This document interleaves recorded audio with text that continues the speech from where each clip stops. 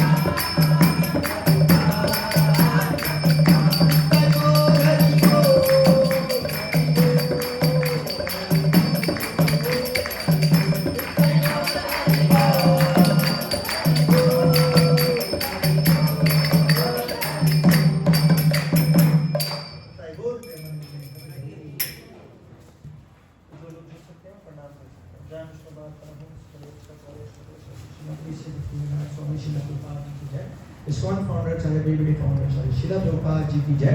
जय विष्णुपाद परमहंस परिव्राजकाचार्य अष्टोत्तर शशि भक्ति सिद्धांत सरस्वती महाराज प्रभुपाद जी की जय।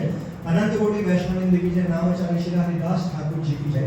प्रेम से बोलो जय श्री कृष्णा चैतन्य प्रभु नित्यानंद श्री अद्वैत गदाधर श्रीवासादि गौर भक्तवृंद की जय। श्री राधा कृष्ण गोप गोपीनाथ श्याम कुंड राधा कुंड गिरी गोवर्धन जी की जय। श्री वृंदावन मायापुर द्वारका मथुरा जगन्नाथपुरी धाम की जय। यमुना माई गंगा माई की जय। वृंदादेव भक्ति देवी की जय। सामवेद भक्तवृंद की जय। हरे कृष्ण महामंत्र की जय। श्रीमद् भगवद गीता की जय। ग्रंथराज भागवतम की जय। श्री राधा राधिका रमन जी की जय। श्री कृष्ण राम जी की जय। श्री जगन्नाथ बलदेव सुभद्रा रानी जी की जय। श्री गौनिताय भगवान की जय। श्री नरसिंह भगवान प्रहलाद महाराज जी की जय। श्री सीताराम लक्ष्मण भरत शत्रुघ्न हनुमान जी की जय। शिला प्रभुपाद की जय। उपस्थित भक्तवृंद की जय। हरे कृष्ण। उपस्थित भक्तवृंद की जय। हरे कृष्ण। उपस्थित भक्तवृंद की जय। हरे Krishna. All glories to Shri Guru and Guru, all glories to Shri Prabhupada जी की जय। हरे कृष्ण। तो आप सबका संडे की भगवद गीता क्लास में आपका स्वागत है। Thank you so much for coming in the class. और तो अभी बोला जाता है कि जो चीज़ हम सुनते हैं उसमें आनंद भी लेते हैं, लेकिन अगर उसका मतलब ना बताओ ना तो एक तरह से व्यर्थ तो नहीं कहेंगे, लेकिन उसका पूरा लाभ नहीं मिलेगा।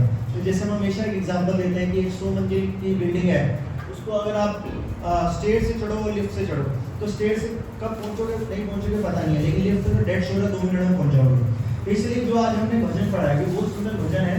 इसमें पूरा आपको ब्रज की, वृंदावन की, गोवर्धन की मीन में लीलाओं के बारे में या हमारे धाम की इंपॉर्टेंस के बारे में बताया जाएगा। उसका मैं एक बार मतलब बोलेंगे, आप सब लोग उसको ध्यानपूर्वक सुनना।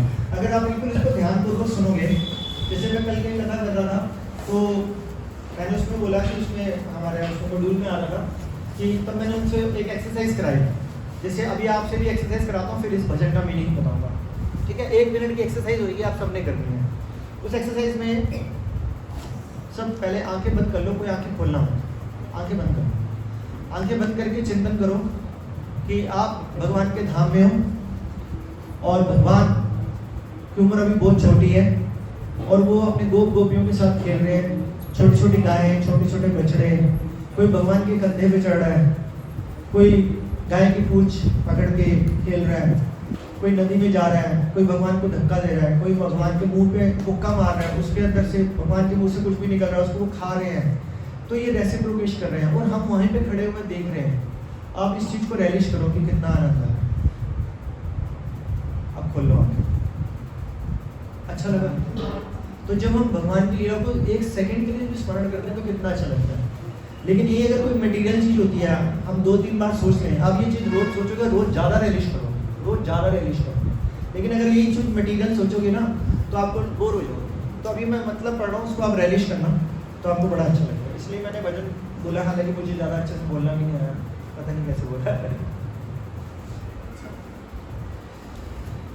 तो था राधा कृष्ण तथा वृंदावन धाम की जय हो, श्री गोविंद, गोपीनाथ, मदन मोहन, वृंदावन के इन 3 अधिष्ठा विग्रहों की जय। क्योंकि मेन, हालांकि मेन सब कुछ है वृंदावन में, फिर भी बोला जाता है कि एक के चरण है, एक की नाभि और एक के मुखमंडल। अगर ये पूरा कर लो तो साक्षात भगवान के दर्शन हो जाते हैं। श्री गोविंद देव जी, गोपीनाथ जी और मदन मोहन, इनका सबसे देख लोगे पूरा ऊपर तक तो पूरे दर्शन हो जाते हैं। तो ये पहला पैराग्राफ था, जय हो राधे, जय हो कृष्णा, जय हो वृंदावन, श्री गोविंद, गोपीनाथ, मदन मोहन। दूसरा पैराग्राफ था, श्याम कुंड, राधा कुंड, गिरि गोवर्धन, कालिंदी यमुना जय, जय हो महामन। इसका मतलब लिखा हुआ है श्याम कुंड, राधा कुंड। कहाँ पे है श्याम कुंड, राधा कुंड? एग्जैक्ट गोवर्धन परिक्रमा में आते हैं ना। तथा यमुना जय हो, कृष्ण और बलराम की बाल्य क्रीड़ा स्थल महामन जय हो। तो बोल रहे हैं श्याम कुंड, राधा कुंड, गिरि गोवर्धन। तो आप आंख बंद करो, अगर किसी ने दर्शन नहीं भी किए ना राधा कुंड और श्याम कुंड के, तो आप इमेजिन करो कि राधा कुंड और श्याम कुंड है। बोले जाता है कि पूरी दुनिया में सर्वश्रेष्ठ जगह है ब्रज। ब्रज के अंदर सबसे श्रेष्ठ जगह आ जाती है जैसे मथुरा, फिर वृंदावन, लेकिन मथुरा में भी सबसे ज़्यादा सर्वश्रेष्ठ है गिरि गोवर्धन, और गिरि गोवर्धन में से भी सबसे श्रेष्ठ है राधा कुंड। तो अगर आप मन से भी चिंतन करते हो कि मैं राधा कुंड हूँ, वहाँ पे मैं प्रणाम कर रही हूँ या कर रहा हूँ, तो उसका पूरा फल मिलता है। इसका मतलब ये नहीं होता कि आप नहीं गए या नहीं जा पा रहे तो भगवान कहते हैं कि मैं तुम्हारे को फल ले दूंगा। आप मानसिक चिंतन से भी, आप अभी के अभी श्याम कुंड, राधा कुंड में अभी के अभी आप पहुँच गए और आपने प्रणाम कर लिया और राधा कुंड में आपने आचमन लिया और सर पे छिटा मारा। अब देखो गीले भी हो चुके होंगे। हरि बोल। ठीक है, आगे से जहाँ कृष्ण केशी राक्षस का वध किया, उस केशी घाट की जय हो। जहां कृष्ण ने अपनी मुरली से सब गोपिकाओं को आकर्षित किया, उस वंशी वट की जय हो। ब्रज के 12 वनों की जय हो। कितने वन बोल रहे हैं? 12। 12 कितने होते हैं? 12 वनों की जय हो।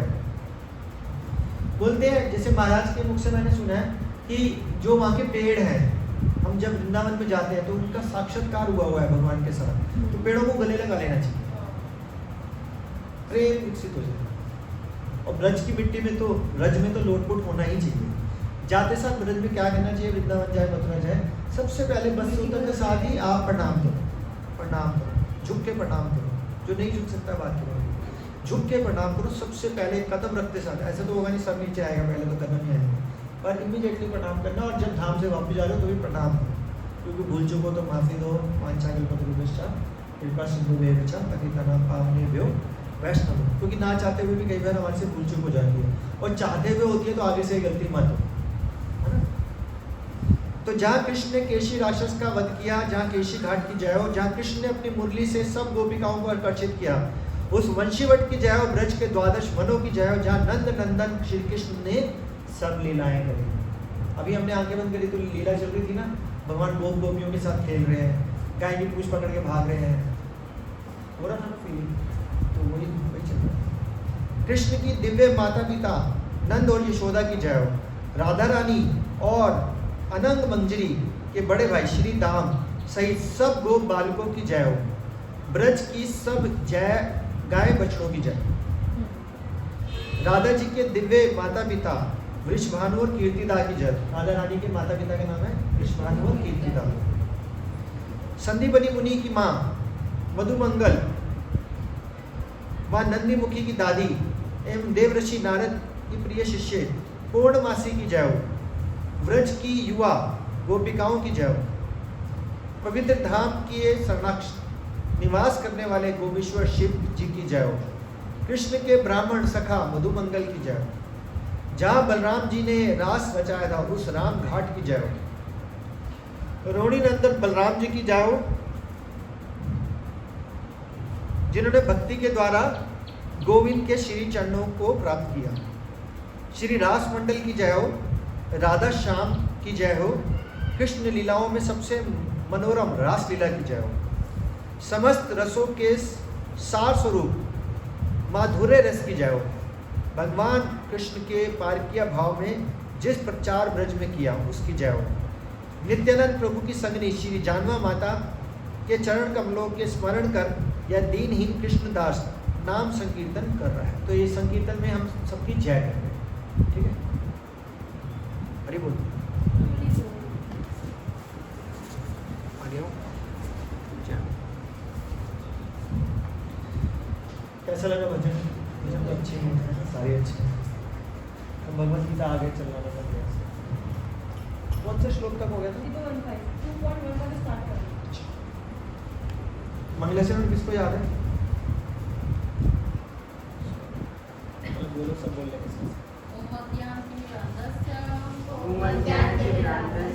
इकट्ठे बोलो।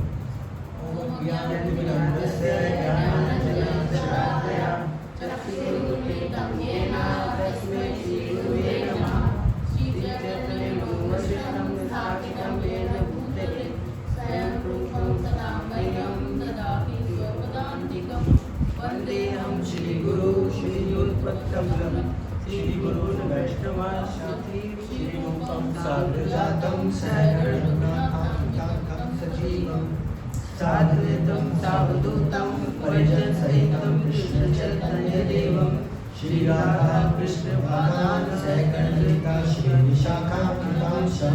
हे कृष्णा करुणा सिंधु दीनबंधु जगत्पते गोपीश गोपिका कांता राधा कांता नमोस्तुते। तप्त कांचन गौरांगी राधे वृंदावनेश्वरी ऋषभानुसुते देवी प्रणमामि हरिप्रिये। वाञ्छाकल्पतरुभ्यश्च कृपासिन्धुभ्येव च पतितानां पावनेभ्यो वैष्णवेभ्यो नमो नमः। जय श्री कृष्ण चैतन्य प्रभु नित्यानंद श्री अद्वैत गदाधर श्रीवासादि गौर भक्तवृंद। हरे कृष्णा कृष्णा कृष्णा हरे हरे, हरे राम राम राम हरे हरे। नमो विष्णुपादाय कृष्णपृष्ठाय भूतले श्रीमते भक्तिवेदांत स्वामी नामिने। नमस्ते सरस्वती देवी गौरवाणी प्रचारिणे निर्विशेषा शून्यवादी पाश्चात्यदेशिकारिणे।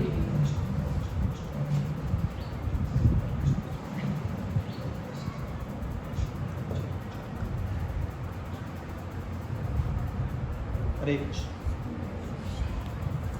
2.15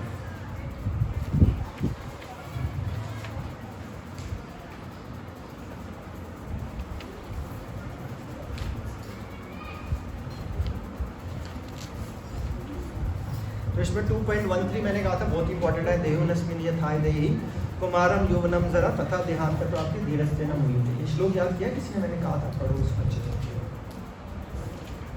ठीक है, पढ़ लीजिए आप। पढ़ लीजिए, आपका नाम याद नहीं किया? पढ़ा नहीं? पढ़ा नहीं? हाँ, तो एक बार इसका मतलब दोबारा देखते हैं। 2.13 बहुत इंपॉर्टेंट है। जिस प्रकार शरीरधारी आत्मा इस वर्तमान शरीर से बाल्यावस्था से तरुणावस्था में फिर वृद्धावस्था में निरंतर अग्रसर होता रहता है, उसी प्रकार मृत्यु होने पर आत्मा दूसरे शरीर में चला जाता है। धीर व्यक्ति ऐसे परिवर्तन से मोह को प्राप्त नहीं होते। ठीक है, तो धीर व्यक्ति की मैंने डेफिनेशन उस दिन बताई थी, याद है किसी को? पिछली क्लास में क्या? वो 6 क्लास थे ना, हाँ। तैयार उनको याद करना था। कौन से थे याद है? नहीं ये नहीं पता। वाचो वेगम, मनसा क्रोध वेगम, गर्व वेगम, ये बताया। हाँ वो भी होते हैं, बट इन पे कंट्रोल करेगा वो धीर व्यक्ति होता है। तो सबसे पहले है वाचो वेगम, जो वहाँ पे कंट्रोल करना, मन पे कंट्रोल करना है, इस तरह का था। तो जो धीर व्यक्ति है वो बचपन से तरुणावस्था, इसलिए जब देखा होगा आपने कि जब परीक्षित महाराज पैदा हुए, परीक्षित महाराज कौन थे, उनके फादर कौन थे? हाँ? नहीं, सॉरी, परीक्षित महाराज करो मैं, सुखदेव गोस्वामी। सुखदेव गोस्वामी किनके बेटे थे? व्यास देव। तो जब वो गर्भ में थे ना अपनी माँ की, वो बाहर ही नहीं निकले, मतलब बहुत मिन्नतें करनी पड़ी तो वो बाहर निकले, और वो बहुत बड़े यंग होके निकले सीधा। और हाँ जी, सॉरी, हाँ, नहीं वो कुछ अलग स्टोरी है, हाँ वो अलग है, वो तो फिर वो हाँ। तो जैसे वो निकले और वो यंग निकले, मतलब 12 साल का बच्चा तो बड़ा हो जाता है, ठीक है, 12 या एग्जैक्ट मेरे को ये नहीं पता, और वो सीधा निकलते साथ भाग लिए। व्यास देव जी और मदर बोल रहे हैं भाई क्या हो गया, कह रहे नहीं मैं रुकूंगा ही नहीं, क्योंकि यहाँ तो माया अटैक कर देगी, क्योंकि वो किसी भी चीज़ से फंसना नहीं चाहते थे।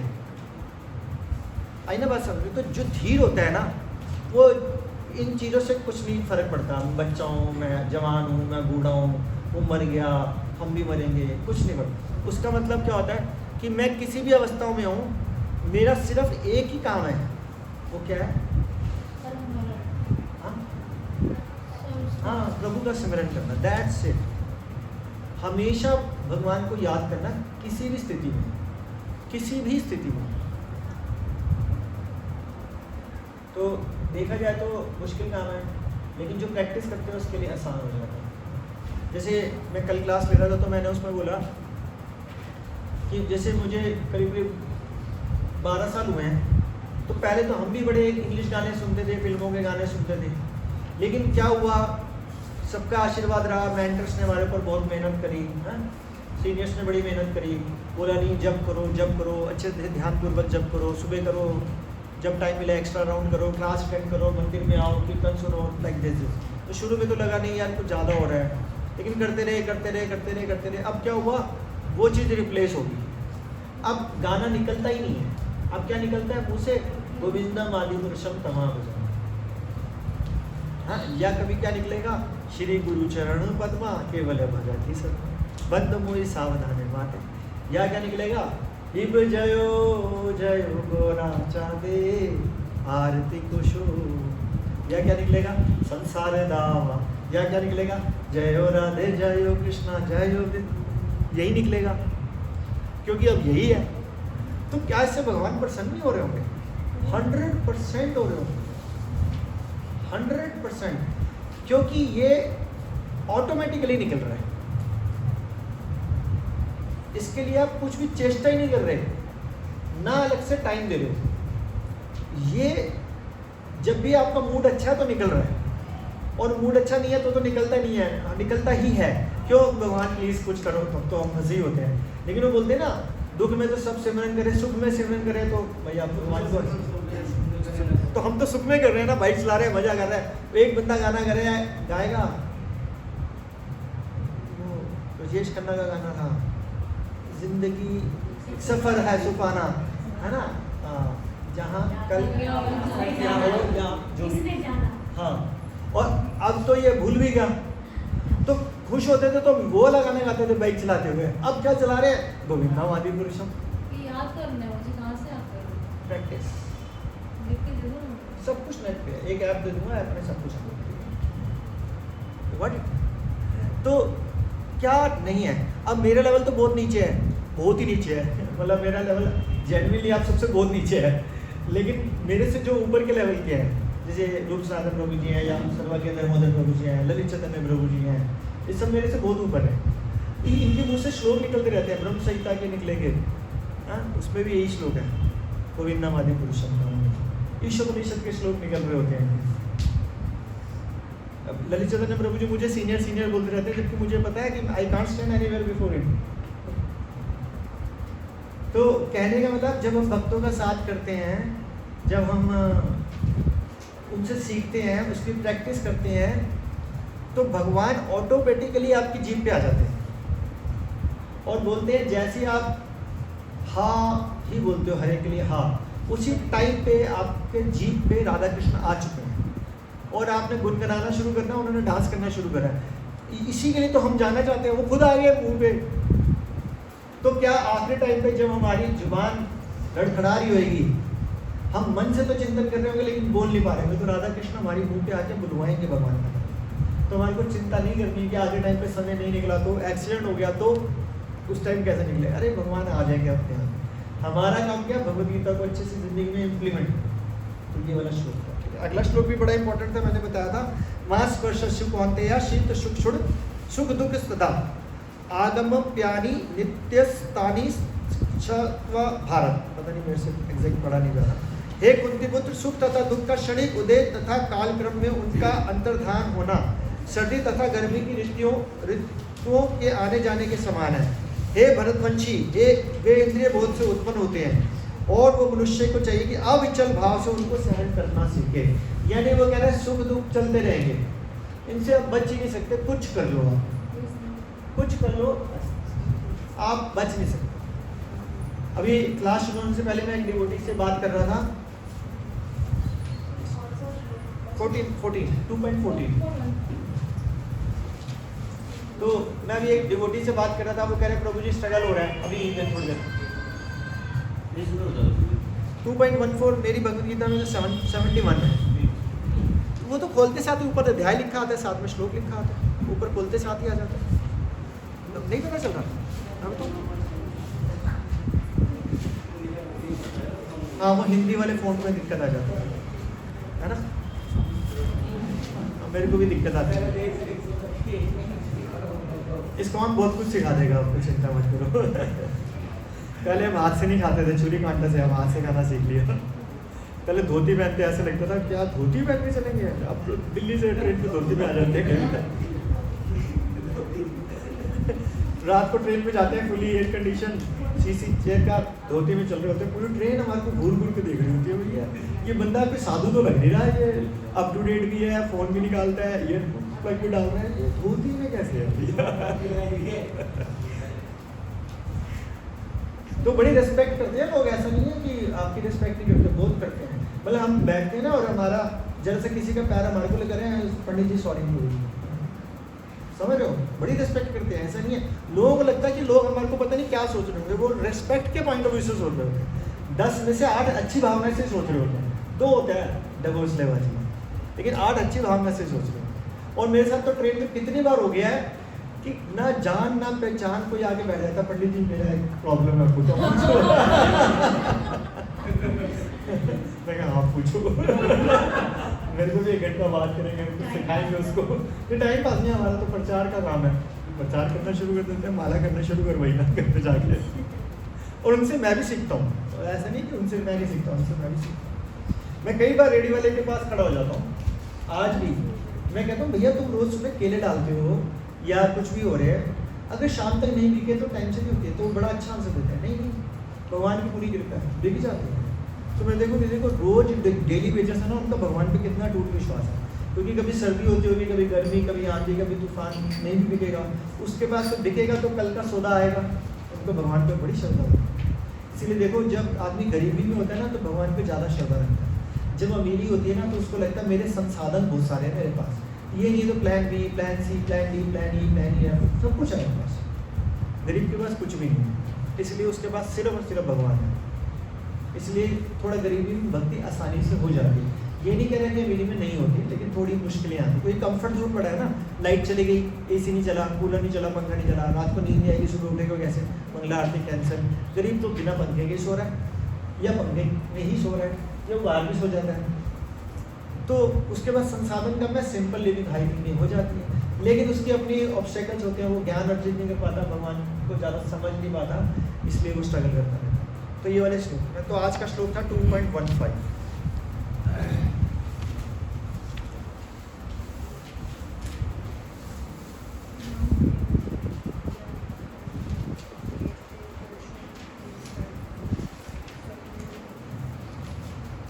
तो बेसिकली ना 11 से 30 तक जो श्लोक है ना वो ज्ञान और सांख्य के ऊपर है। सांख्य का मतलब जानता है कोई? सांख्य योग क्या होता है? सांख्य योग क्या होता है? नहीं पता कुछ? सांख्य योग होता है कि बॉडी और सोल, सोल का मतलब क्या होता है? आत्मा के बारे में एनालिटिकल मतलब विश्लेषण करना, उसके बारे में चिंतन करना कि भाई मैं हूँ कौन एक्चुअली में, मेरी आत्मा कौन है, कैसे आत्मा बाहर जाएगी, मैं कहाँ हूँ, किधर जाना है, लाइफ में। ये सारी जिज्ञासा पता कौन करते हैं? मुनि करते हैं सब। तो जब हम ये वाली सोच पे चलते हैं तो इसका हम ट्रैक पे आ रहे हैं धीरे धीरे। तो 15वां श्लोक में क्या बताया भगवान ने? 15वां श्लोक में बता रहे हैं कि हे पुरुष श्रेष्ठ अर्जुन, जो पुरुष सुख तथा दुख में विचलित नहीं होता और इन दोनों में संभाव रखता है वह निश्चित रूप से मुक्ति के योग्य है। लेकिन अभी इसमें ना बहुत, हालांकि आपको पता नहीं चला होगा लेकिन कुछ और ही बताया गया इसमें। वो अर्जुन को पता क्या कह रहे हैं? जो पुरुष सुख तथा दुख में विचलित नहीं होता और इन दोनों भाव में संभाव रखता है वह निश्चित रूप में मुक्ति के योग है। अब भगवान ने तो अर्जुन को सिर्फ इतना बोल दिया, लेकिन अगर आप प्रभुपाद जी का तात्पर्य पढ़ोगे ना तो इसमें कुछ एडिशन मिलेगा आपको। मैं पढ़ के दिखाता हूँ, फिर पता चलेगा आपको एडिशन क्या है। जो व्यक्ति आत्म साक्षात्कार की उच्च अवस्था प्राप्त करने के लिए दृढ़ प्रतिज्ञ है वह सुख तथा दुख के प्रहारों को संभाव से सह लेता है, वह निश्चित ही मुक्ति के योग्य है। वर्ण आश्रम धर्म में चौथी अवस्था अर्थात संन्यास आश्रम कष्ट साध्य अवस्था है, किंतु जो अपने जीवन को सचमुच पूर्ण बनाना चाहता है वह समस्त कठिनाइयों को होते हुए भी संन्यास आश्रम अवश्य ग्रहण करता है। ये कठिनाइयाँ पारिवारिक संबंध विच्छेद करने तथा पत्नी तथा संतान से संबंध तोड़ने कारण उत्पन्न होती हैं, किंतु यदि कोई इन कठिनाइयों को सह लेता है तो उसके आत्म साक्षात्कार का पथ निष्कंटक हो जाता है। अतः अर्जुन को क्षत्रिय धर्म का निर्वाह में दृढ़ रहना चाहिए, भले ही स्वजनों अन्य प्रिय व्यक्तियों के साथ युद्ध करना कितना ही दुष्कर हो। भगवान चैतन्य ने 24 वर्ष की अवस्था में संन्यास ग्रहण कर लिया, यद्यपि उन पर आश्रित उनकी तरुण पत्नी तथा वृद्ध माँ की देखभाल करने वाला अन्य कोई नहीं था, तो भी उच्च आदर्श के लिए उन्होंने संन्यास ग्रहण किया और अपने कर्तव्य पालन पर स्थिर बने रहे। भवबंधन से मुक्ति पाने का यही एकमात्र उपाय है। अगर मैं आपकी जगह होता तो मेरे बहुत सारे क्वेश्चन निकलते इसमें से। आप में से किसी का कोई क्वेश्चन अगर पूछो इससे रिलेटेड होना चाहिए। क्या पढ़ो? पढ़ो मैं तो सिर्फ जो लिखा है वही पढ़ा है। आप अपनी भगवद गीता से पढ़ लो, एक बार तात्पर्य पढ़ो और पूछो कुछ प्रॉब्लम आ रही है तो।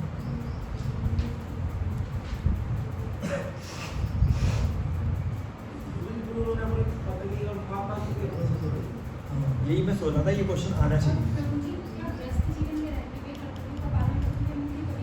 ठीक है, दूसरा क्वेश्चन, एक दो क्वेश्चन हो गए। अगर हमारा कर्म ये कि मैं फैमिली को और फैमिली does that mean कि आराम से उगल के बोला करो। क्वेश्चन ये है कि आपको क्या लगता है कि you have to leave your family something like that? हाँ, But तो वही क्वेश्चन उन्होंने पूछ लिया ना, आपने सुना नहीं क्वेश्चन। उन्होंने कहा कि गृहस्थ आश्रम में रहने क्या मुक्ति नहीं, वही क्वेश्चन आ रहा so usually the maids leave their houses for the sake of nirvana whatever is it called? हाँ, वही उसी से अंदर आ जाएगा वो। मैं बता रहा हूँ। और कोई इसके अलावा क्वेश्चन है? ठीक है, पहले दो के आंसर्स। तो आप दोनों के क्वेश्चन बेसिकली इंटर रिलेटेड है, तो एक में आ जाएगा।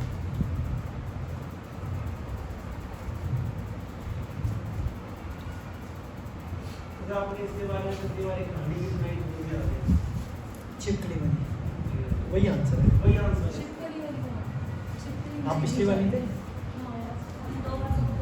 हाँ जी, दो बार सुनिए, बिल्कुल वही आंसर है। तो शॉर्ट में दोबारा बता देता हूँ। किसी हायर मोटिव के लिए अगर किसी लोअर मोटिव को छोड़ना पड़े तो छोड़ देना चाहिए, नंबर 1। नंबर 2, हमारे यहाँ पे 20-25 डिवोटी बैठे हैं, 20-25 की जाए 250-300 भी हो जाए, 3-4 हज़ार भी हो जाए, 30-40 हज़ार भी हो जाए, 3-4 लाख भी हो जाए, आप उनसे ये क्वेश्चन पूछ लेना कि भाई क्या तुम यंग 24 साल में बिल्कुल यंग सुंदर वाइफ जो आपका सारा कहना मानती है और एक बूढ़ी माँ, अगर उनको छोड़ो, उनको छोड़ने के लिए तैयार हो, वो कहेगा क्यों छोड़ो, इतनी कंफर्टेबल लाइफ है। तो 25-30 लाख में से पूछ लेना, कोई नहीं छोड़ेगा। वो छोड़ेगा तब जब वो कहेगा मेरी वाइफ अच्छी नहीं है, वो मुझे ताने मारती है, या वो बोलेगी मेरे हस्बैंड मुझे मारते हैं, मेरी सास मुझे तंग करती है, मेरी माँ मुझे तंग करती है, मैं परेशान हो गया, मैं घर छोड़ के जा रहा हूँ। तो ये आंसर है आज की डेट में। तो ये आंसर आपको किसी से मिलेगा ही नहीं कि सब कुछ बहुत अच्छा चल रहा है, बहुत बढ़िया पैसा है, बहुत बढ़िया घर है, बहुत अच्छी बीवी है, बहुत अच्छे बच्चे हैं, बहुत अच्छी माँ है, सब एक दूसरे का कहना मान रहे हैं, तो वो घर क्यों छोड़ेगा? तो इसका मतलब हो रहा है हायर प्रिंसिपल है ही नहीं किसी का। तो हायर प्रिंसिपल है अगर वो उसके अंदर इतनी क्षमता है कि वो दुनिया का कल्याण कर सकता है, और अगर दुनिया का कल्याण करने के लिए उसको एक दो बंदों को सेक्रीफाइस करना भी पड़े तो कर देना चाहिए, नंबर 1। नंबर 2, उनकी वाइफ और उनकी मदर भी इस फेवर में थे कि क्योंकि चैतन्य महाप्रभु तो भगवान लीला करने आए थे, तो उनको पता था कि भाई ये तो होना ही है, क्योंकि वो भगवान है, वो तो रुकेंगे ही, है ना। अब एक बात बताओ, भगवान राम के साथ भी तो युवा 14 साल के लिए हुआ ना, फिर उन्होंने बोला नहीं मैं अपना वचन वापस करवा दूंगी, ये हो गया, उन्होंने कहा नहीं तो जाऊँगा ही जाऊँगा। तो यहाँ पे हम पढ़ रहे हैं अभी 13वें श्लोक के अंदर कि जन्म मृत्यु में कोई नहीं फंसता, जो धीर व्यक्ति होता है। तो आपको क्या लगता है चैतन्य महाप्रभु की वाइफ धीर नहीं होगी? तो सुपर डुपर धीर होगी। आपको उनके बारे में पता ही नहीं, अगर मैं बताऊंगा आप हिल जाओगे, आपके पैरों के नीचे जमीन निकल जाएगी। सुनो, वो एक माला करती थी और एक दाना चावल का रखती थी, फिर अगली माला करती थी, एक दाना चावल का रखती थी। रात तक जितनी माला हुई उतने ही चावल के दाने उबाल के खाते बस। इतने साल सिर्फ उसने वही। और वो चैतन्य महाप्रभु की मतलब सेवा करती थी, क्योंकि मतलब मानसिक रूप से। तो उनकी वाइफ ने ये नहीं बोला कि छोड़ के चला गया, वो कह रहे भैया आप तो भगवान हो, और वो भी मतलब शक्ति है भगवान की, वो भी कम थोड़ा ना, जैसे राम जी के साथ सीता जी। प्रभु जी जब वो मतलब चैतन्य महाप्रभु जी दर्शन के उनकी मदद हुई, तो वो यही या उनके जाने के बाद नहीं, वो तो देखो भगवान तो बचपन से भगवान रहते हैं ना, ऐसा तो नहीं है, लक्षण तो होते हैं, लेकिन लीला करने वक्त क्या होता है, बचपन में शैतानी भी करी, तो उन्होंने संन्यास आश्रम इसीलिए लिया। आज भी हमारी सुबह क्लास हो रही थी कि ना, जैसे सपोज जैसे मैं दिल्ली से कई बार क्या होता है, मोस्ट ऑफ द टाइम ना मेरे को लोकल ट्रेन में मिलती है वो जगह, क्योंकि टिकट बुक नहीं हो रही, ठीक है। अब लोकल ट्रेन में तो बंदे के ऊपर बंदा चढ़ा होता है, अब धोती पहन के आऊँगा, मेरे से धोती संभलनी ही नहीं, समझ रहे ना, क्योंकि वहाँ तो ऊपर बैठना है, तो मैं तो या तो पजामे में आ गया, ट्राउज़र में आ गया। और सपोज मैं जिस दिन ट्राउज़र में आ गया, ठीक है, आप सब लोग यहीं पे खड़े हैं, आपने बोला ये लो ये हमारे प्रभु जी हैं, पैंट कमीज पहन के आते हैं। अब वो कोई नया बंदा भी होएगा ना, वो सोचेगा यार कि कैसे इनको तो लोग हरे कृष्णा ये बोलते हैं, यही हमारी क्लास लेते हैं। तो दुनिया को सिखाने के लिए ना कुछ हमारे को इम्प्लीमेंट करना पड़ता है, ठीक है। चलो पैंट पहनी है, लेकिन कुर्ता पहना होता है, तिलक लंबा लगाया होता है पब्लिकली, ताकि लोगों को लगे भी किसी कारणवश होता है। तो संन्यास आश्रम इसीलिए लिया कि जब वो वाइट यूनिफॉर्म में थे तो लोग ये सोचते थे कि भाई ऐसे तो हजारों हैं, लेकिन जब उन्होंने संन्यास लिया तो उन्होंने सन्यासी लोग समझ लो ना, सब आदर के भाव से। तो एक सोसाइटी में इमेज भी दिखानी होती है, क्योंकि सब लोग आंतरिक चीज़ समझ नहीं पाते, सब लोग, जबकि वो भगवान ही थे, भगवान ही है, भगवान ही रहेंगे, क्योंकि वो तो एटर्नल है ना चैतन्य महाप्रभु। तो लेकिन लोगों को सिखाने के लिए उनको अपने इस तरह से व्यवहार करना पड़ता है कि भैया संन्यास ले लिया, अब वो सारे उस तरह से करेंगे। आई बात समझ? वो बचपन से ही सारी लीलाएं ऐसी नहीं, तब वो नहीं करती थी ऐसा, तब तो खाना बनता था, प्रसाद बनता था। हाँ, प्रसाद बनता था। उनकी मदर का नहीं लिखा हुआ कि वो ऐसे, उनकी वाइफ का लिखा। यस यस, माला तो पहले से करती थी, लेकिन चावल का दाना वाला बाद में शुरू। और मंदिर भी हम मायापुर में, हम वहाँ हर साल जाते हैं। आपका क्वेश्चन क्लियर हो? आपका क्वेश्चन क्लियर हो? ग्रस्त नहीं बताया ना अभी मैंने आपको। तो ग्रस्त में रह के 100% हो सकता है, ऐसा कोई रूल नहीं है कि ग्रस्त आदमी को संन्यास करने की जरूरत है। प्रभुपाद जी आगे क्लियर कर देंगे। तो मैं यही बताना चाह रहा था कि प्रभुपाद जी पता है क्या लिखेंगे बाद में, उसमें लिखेंगे कि सारी चीज़ का दारोमदार जो है हमारी भक्ति के ऊपर निर्भर करती है। कि कोई जैसे आज हमारी सुबह क्लास चल रही थी, तो उसमें लिखा था, और लिखा नहीं था सॉरी, बता रहे थे कि उनकी क्लास में एक माता जी हैं, उनके जो दादाजी हैं वो अभी हैं या नहीं है, मतलब 2-4 साल की बात, पहले की बात बता रहे हैं, ज़्यादा पुरानी, या 5-7 साल की। उनके दादाजी सुबह रोज 4 बजे उठते हैं, 4 से 5, 6, 7, 8, 9, 10, हाँ 4 बजे माला शुरू करते हैं, वो 3:30 उठते होंगे, और वो 4 बजे माला शुरू करते हैं और 11 बजे तक माला करते हैं, ठीक है, 7 घंटे। कितनी माला हो जानी चाहिए? 8 घंटे में 64 होती है, पर 7 घंटे में 64 हो जाती है। जो रोज कर रहा है ना तो 64 माला हो जाती है, कोई पौने 2 घंटे में हो जाती है। तो 64 माला पता नहीं 20-30-40 साल से कर रहे हैं 64। उसके बाद क्या करते हैं, उसके बाद ही पानी की एक बूंद पीते हैं, पानी भी नहीं पीते तब तक, प्रसाद पाते हैं, फिर पानी पीते हैं, प्रसाद पाते हैं। उसके बाद वो टीचर थे गवर्नमेंट स्कूल में मैथमेटिक्स के, फिर वो 12-12:30 इवनिंग शिफ्ट होता है, फिर वो स्कूल जाते हैं, फिर शाम के 6-7 बजे आते हैं, फिर अपना प्रसाद वगैरह पाया और फिर अपना भक्ति में लगते हैं। आज भी कुछ लोग ऐसे हैं जो ड्यूटी करते हुए 64 माला कर रहे हैं, तो ये सन्यासी तो है। सन्यास का मतलब क्या, पूरा एनग्रॉस हो जाना भक्ति के अंदर। लेकिन हम प्रभुपाद जी से जुड़े हुए हैं, तो प्रभुपाद जी ने बोला 16 माला करनी है, भगवद गीता पढ़नी है, भागवतम कथा करनी है, सेवा करनी है, प्रचार करना है, तो हमारे को जो इंस्ट्रक्शन मिली है वो करो। लेकिन 16 माला कब करनी है, सुबह करनी है, पूरे दिन रगड़ते नहीं रहना। या अभी आप नए नए भक्त हो, जो भी आप करते हो तो सुबह का प्रयास करो, और जो बिल्कुल ही नया है वो कभी भी कर ले। लेकिन अभी तो है जैसे बच्चे के हाथ में छड़कना पकड़ाना पड़ता है ना, तो अभी फिलहाल हम भी एक पकड़ा रहे हैं, एक माला से शुरू करूँगा। जी कभी भी कर लो, तो शाम को कर लो, रात को कर लो, लेकिन धीरे धीरे हम आपको बोले सुबह उठोगे तो क्या करें, 2 माला तो करके जाओ, 4 माला तो।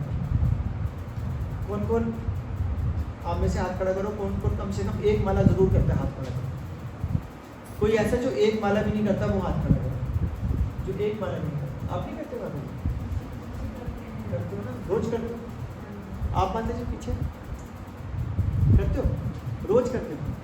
और ये पीछे आप करते हो, आज से शुरू करो, आज लेना, आज ले लो, ठीक है। माता जी 1 माला जरूर करना, ठीक है, आज से शुरू करते हैं। मंत्र याद है आपको, बताओ, आप सुनाओ, आप ही सुनाओ, हाँ सुनाओ, जोर से सुनाओ। अच्छा मैं पीछे पीछे बोलता हूँ, मैं बोलता हूँ आप पीछे पीछे बोलना, और कोई मत बोलना। हरे कृष्णा हरे कृष्णा कृष्णा कृष्णा हरे हरे, हरे राम राम राम हरे हरे। अब सब बोलेंगे, हरे कृष्णा कृष्णा कृष्णा हरे हरे, हरे राम राम राम हरे हरे। याद हो गया?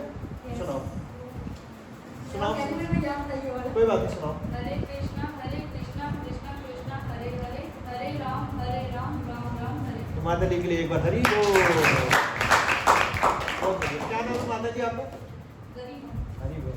गरिमा मेंटेन करके रखना। तो डेली आपको कम से कम 1 माला, और अगर टाइम मिले तो 2 करो, 4 करो मिनिमम। और कोई है जो 1 माला भी नहीं करता डेली की? एक आप नहीं करते? हाँ अब तो बहुत टाइम से आ रहे हो, आज माला लेके जाना है। माला नहीं, माला लेके जाना। देखो जब तक भगवान का नाम नहीं है ना, तब तक जिंदगी में कुछ भी नहीं।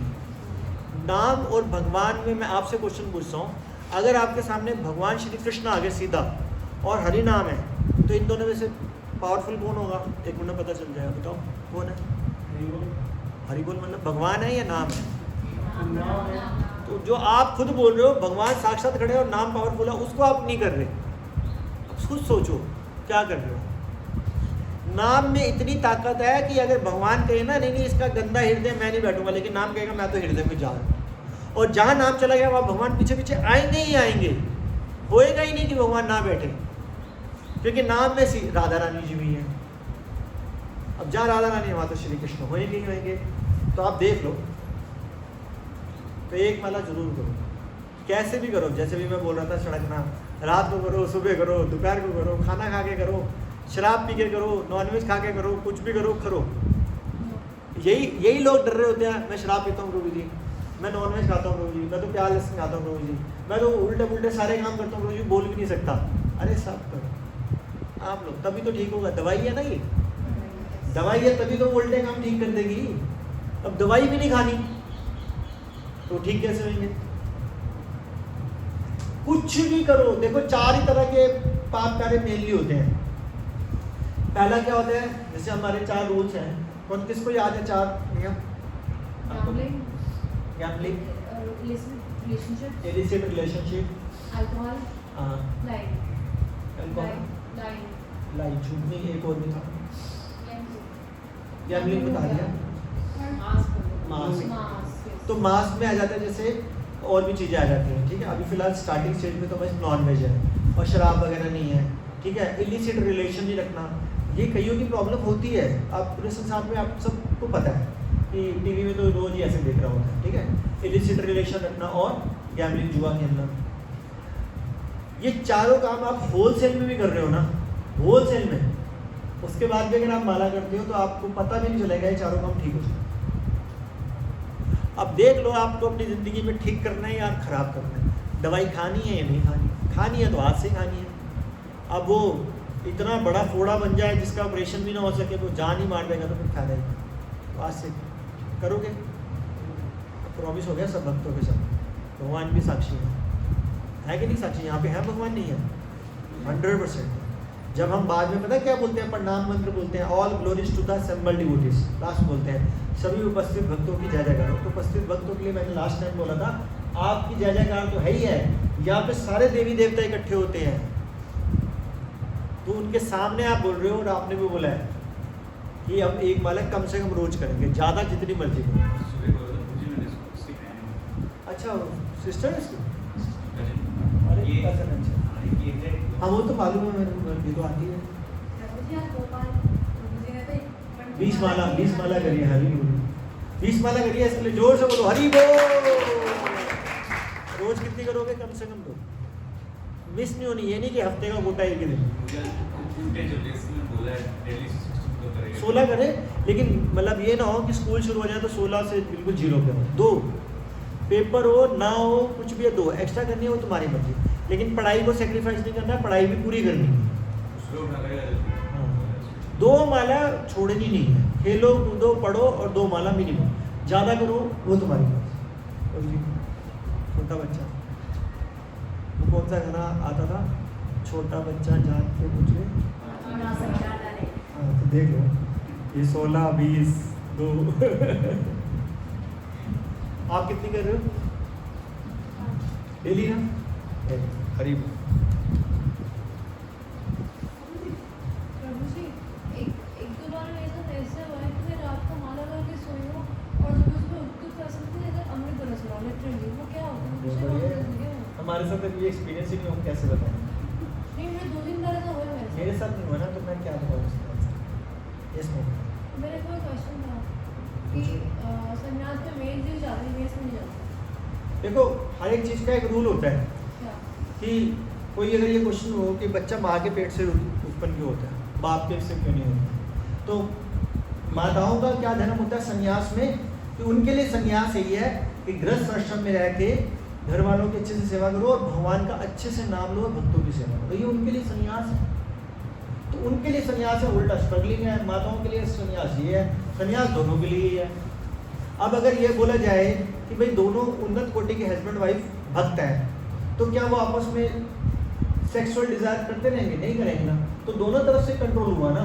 ये थोड़ा कि प्रभु जी सन्यासी बन गए तो माता जी नहीं बनी, माता जी नहीं बन गई सन्यासी, वो समाज में रहते हुए बन गई। उनके लिए ज़्यादा मुश्किल है, उनके रिश्तेदार भी आएंगे, अड़ोसी पड़ोसी बच्चे सास ससुर सब है, फिर भी वो संन्यास कर रही है, तो बहुत बड़ी बात है माताओं के लिए। वो तो छोड़ के चले गए, आपके लिए तो बहुत बड़ी बात है, वही रह के करना है, तो कम थोड़ा है। उल्टा प्रभु जी इसके लिए बोलना चाहिए, भैया तुम तो छोड़ लिया, हम तो वहीं पे देखो कितनी तपस्या करें। तभी श्री जान देखो इस भजन में क्या आता है, जानवा माता का नाम आता है। जानवा माता कौन है? नाम बताया था, जानवा माता कौन है? नित्यानंद प्रभु की वाइफ, नित्यानंद प्रभु की वाइफ। श्याम कुंड में भजन कुंडी ना उनकी, श्याम कुंड के अंदर उनका कितना बड़ा नाम है देखो। तो ये थोड़ा वो सन्यासी नहीं है और क्या। राधा जी, बिना राधा के कृष्ण नहीं है, तो राधा का नाम ऊपर है ना। हम भी हरे कृष्ण ज्यादा बोलते हैं, तो राधा रानी क्या सन्यासी सड़क पे चलेंगे क्या? नहीं है ना, नाम किसका ऊपर है? सीताराम बोलते हैं।